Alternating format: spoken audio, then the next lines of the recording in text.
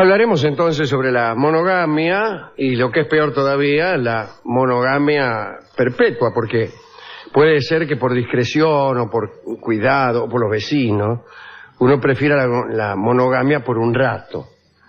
Pero aquí hablaremos de la monogamia perpetua, así que contaremos algunos decretos que allá por la temprana Edad Media vinieron a consolidar la idea de que era correcto o preferible o deseable para Dios el que uno se sostuviera con la misma persona durante toda la vida.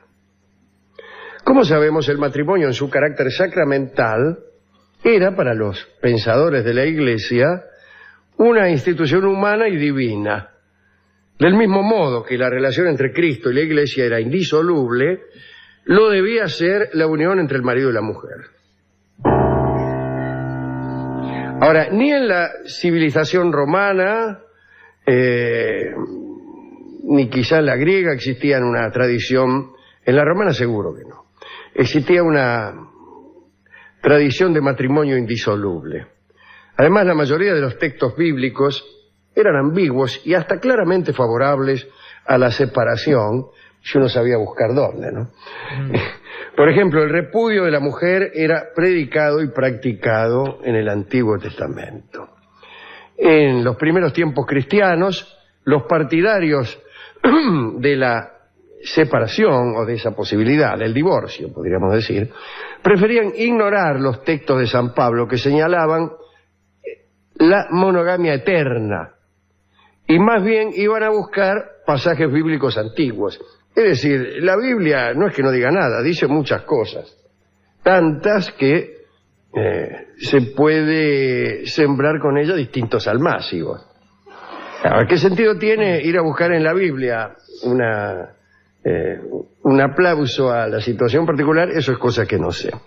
El caso es que ni cuando se trataba de defender la monogamia, ni en el caso contrario, se mencionaba el amor. El amor es una cosa... Después vemos. Después vemos. En los primeros siglos del cristianismo, los jefes cristianos no eran tan tajantes en esto de la monogamia como lo fueron después. Allá por el año 565 todavía se aceptaban algunas razones para conseguir la separación. Los motivos podían ser el adulterio, la tentativa de asesinato del cónyuge, la conspiración contra el emperador. Es decir, si tu mujer empezaba a conspirar contra el emperador, vos podías largarla. Incluso había tipos que estaban deseando que la mujer conspirara contra el emperador para poder sacársela de encima. Le hablaba mal del emperador. También era un motivo el abandono nocturno de la casa por parte de la mujer sin permiso del esposo. Acá me gustó.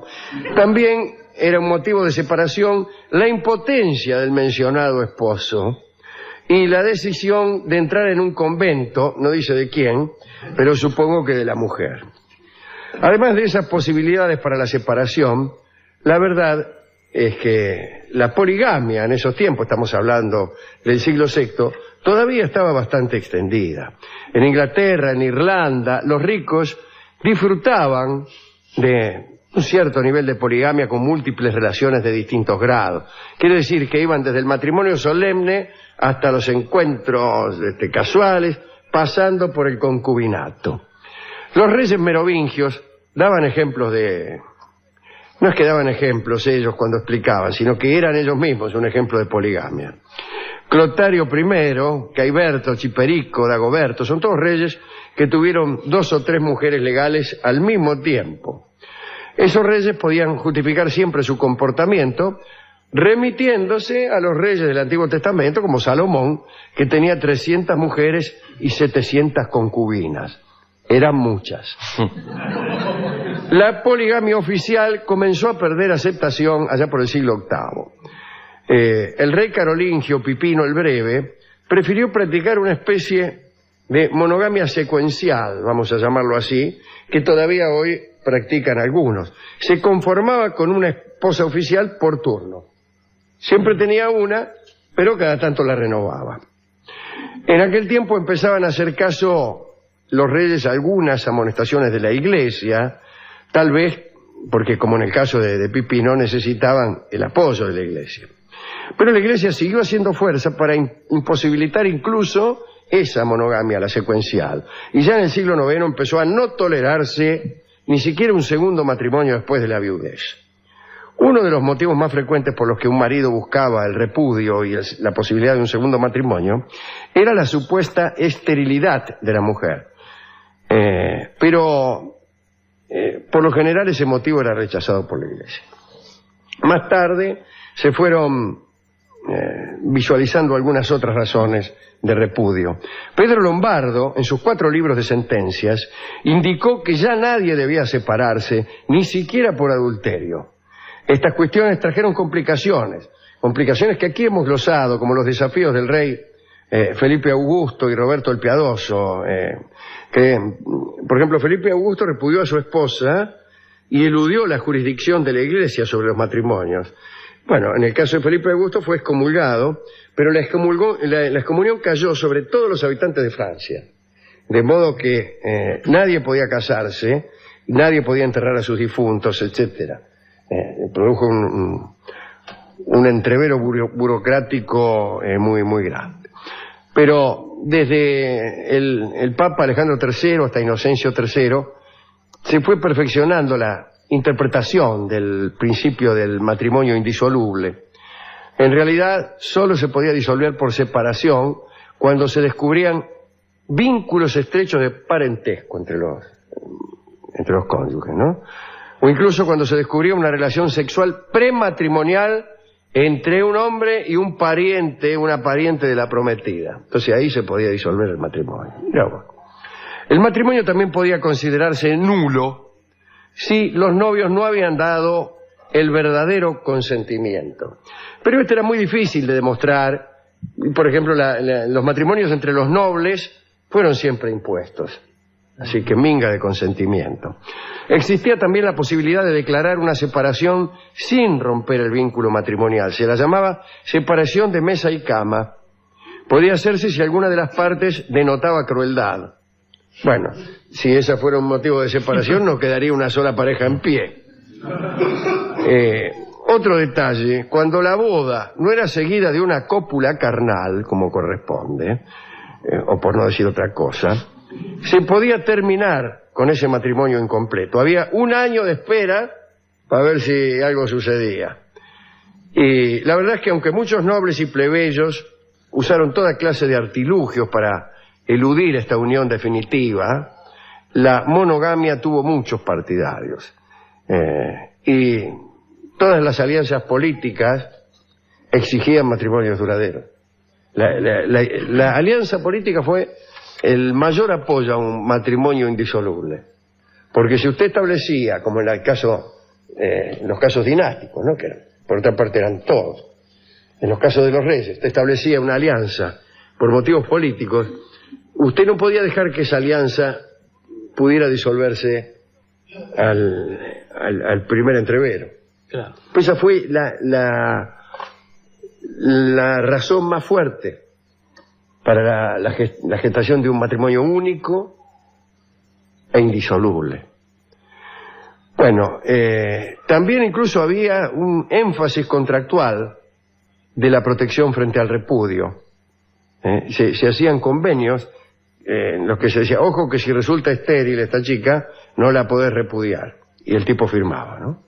Además de la imposición religiosa, por ejemplo, en el siglo XI, el conde de Palar prometía en su contrato matrimonial con Lucía, que era cuñada del conde de Barcelona, que no la abandonaría jamás, excepto si contraía lepra. Es una excepción justificada. Al final de la Edad Media, la Iglesia había impuesto 3 normas importantes que duraron hasta nuestros días. Prohibición de la poligamia, necesidad de evitar como cónyuges a los parientes cercanos y la posibilidad limitadísima de separarse. Aunque los abusos y los amores ilícitos continuaron, dejó de considerarse socialmente correcto mantener a varias mujeres. La monogamia perpetua había triunfado en el ideal y se instaló en el imaginario, y así estamos en en estos tiempos, en que estas cosas nos parecen verdaderas, inevitables, naturales, cuando en realidad son una posibilidad entre muchas. Inclusive también siempre desde el patriarcado, ¿no? Porque muchísimo antes también había otro tipo de poligamia. Que ni siquiera admitía el matrimonio, porque como decía aquella chica, aquella princesa, personaje de un libro de Robert Graves, ¿cómo sabré yo cuál de los hombres con quienes me ha acostado en la orgía ritual es el padre de mi hijo? Lo decía cuando los griegos llegan a una isla y se encuentran con que el régimen allí es matriarcal, tal como era en la Europa anterior a las invasiones de los muchachos. Claro. Que era matriarcado. Y no comprendían, quienes vivían en el régimen del matriarcado, los que para ellos eran absurdos incisos de la ley patriarcal. Y lo que habría que decir es que nada es absurdo ni no absurdo. Se trata de la forma en que se decide o la forma en que esto se convierte en una regularidad, en una tradición, en una presión política, como en el caso de las sucesiones dinásticas, etcétera, etcétera, etcétera. Pero de ningún modo es una cosa impuesta por la naturaleza. Algunos animales son monogámicos, no tantos. Algunos son poligámicos, muchos. Otros no hemos tenido tiempo de seguirlos. Otros no son ni una cosa ni la otra. ¿Y cómo va a ser monogámica una cucaracha?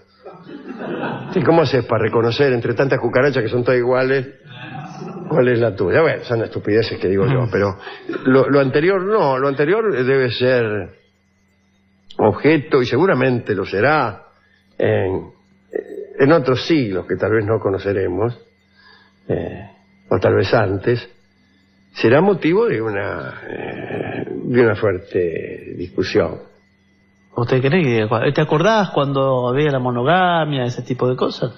No sé, pero lo que yo sé es que la realidad no tiene nada que ver con lo que dice la supuesta norma. Te amaré para toda la vida y la ley, hasta que la muerte los separe. Pero eso no sucede. La verdad es que no sucede eso. Nadie, o muy poca gente muy desgraciada por otra parte, se casa y se queda con la persona con la que se casó hasta el final de sus días. Entonces quiere decir que lo que el legislador está pensando, lo que está apoyando, lo que está enfatizando, no es lo que sucede. No se adapta a lo que sucede.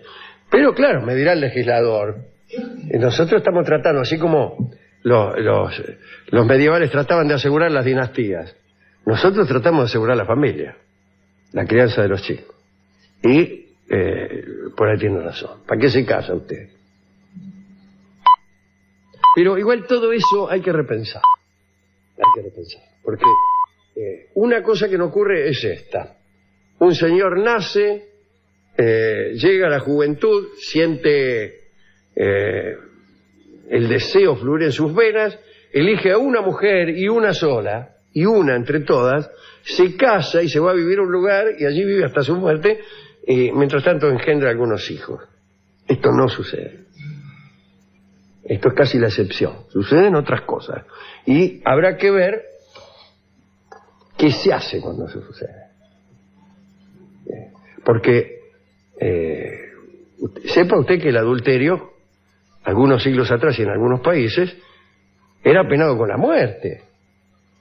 Sí. Con la muerte, no con una multa. Bueno, todavía hoy, sí, hay países que condenan a muerte por adulterio. Sí. Entonces, bueno, ¿cómo es esto? Si se les ocurriera instaurar esta ley en países como el nuestro, moriríamos todos. Se viene la ley de la poligamia. Claro, la ley Dolina. La ley adulterio, pena muerte. Muy bien, chao.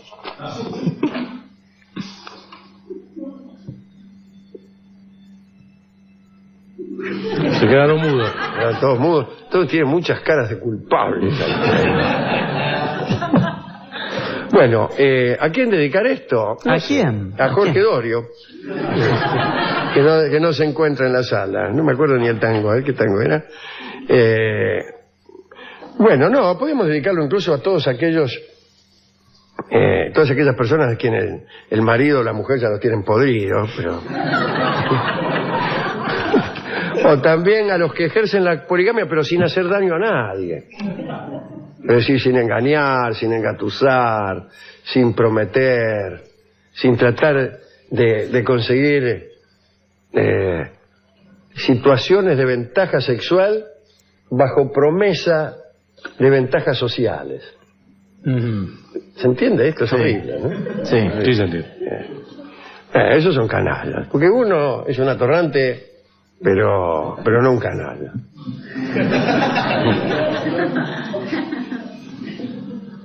Bueno, hemos ido al discotecario, pedimos un disco sobre este tema, la monogamia, la poligamia, qué sé yo. Mire que el tango ha hablado de esto, ha cantado. Sí, y el tipo enseguida me contó que hay un muchacho al lado de la casa de él, y ahí me contó una historia, que andaba con una, después con otra. Bueno, pero ¿qué tiene que ver? Bueno, ¿cómo tiene que ver? hablando de esto, ¿cómo que Hablando tiene? de eso. Sí, Y pero- después me dijo que para él el hombre, estaban bien las leyes de monogamia, porque el hombre en determinado momento, cuando se casaba, tenía que sosegarse y sentar cabeza. Esa frase, sí. Esa frase, ¿no? Es decir, que uno, el deseo sí. se anulaba por decreto. Iba al registro civil, mucho más sensato que Freud es esto. Y ese deseo que tanto molesta especialmente a los orientales, no me refiero a los uruguayos. O sea, se alcanza el nirvana yendo al registro civil. No, señor, Se eso es aniquila otra el deseo. cosa. Está Usted mezclando va, las se cosas. casa y chau, no desea más a nadie. Cuando siente deseo, mira a su mujer y se le pasa. ¿Y el discotecario está casado? Sí, estoy casado y dice, pero yo soy en ese sentido y soy una persona decente. Llegué 29 años, me casé y chau deseo, dice. Y entonces el tango que me dio se llama, es un consejo para los hombres, enfundar la mandolina. Ajá. Y vamos mire. a escuchar la versión de Carlos Gardel. Adelante.